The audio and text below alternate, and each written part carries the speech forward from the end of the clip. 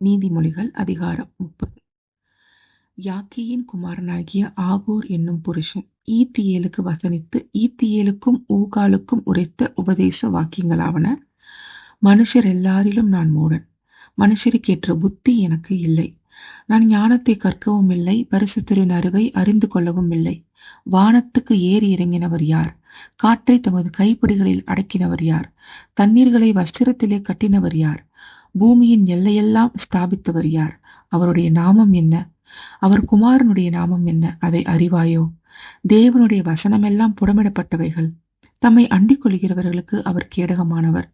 அவருடைய வசனங்களோடு ஒன்றையும் கூட்டாதே. கூட்டினால் அவர் உன்னை கடிந்து கொள்வார். நீ பொய்யனாவாய்.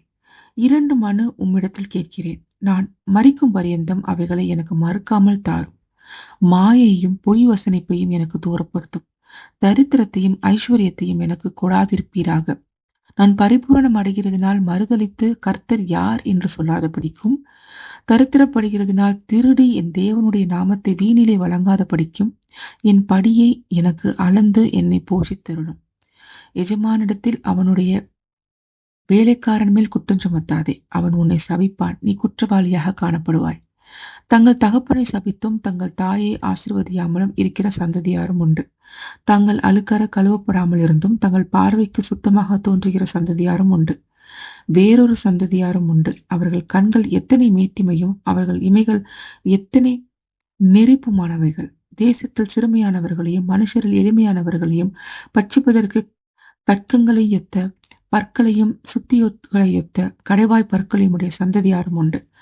தாத்தா என்கிற 2 குமாரத்திகள் அட்டைக்கு உண்டு. திருப்தி அடையாத 3 உண்டு. போதும் என்று சொல்லாத 4 உண்டு.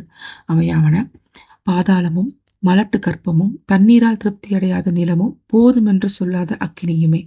தகப்பனை பரியாசம் பண்ணி தாயின் கட்டளையை அசட்டி பண்ணுகிற கண்ணை நதியின் காகங்கள் பிடுங்கும், கழுகின் குஞ்சுகள் தின்னும். எனக்கு மிகவும் ஆச்சரியமானவைகள் 3 உண்டு. என் புத்தி கெட்டாதவைகள் 4 உண்டு. அவையாவன: ஆகாயத்தில் கழுவினுடைய வழியும், கண்மலையின் மேல் பாம்பினுடைய வழியும், நடுக்கடலில் கப்பலினுடைய வழியும், ஒரு கன்னிகையை நாடிய மனுஷனுடைய வழியுமே. அப்படியே விபச்சார ஸ்திரீயினுடைய வழியும் இருக்கிறது. அவள் தின்று தன் வாயை துடைத்து, நான் ஒரு பாவமும் செய்யவில்லை என்பாள்.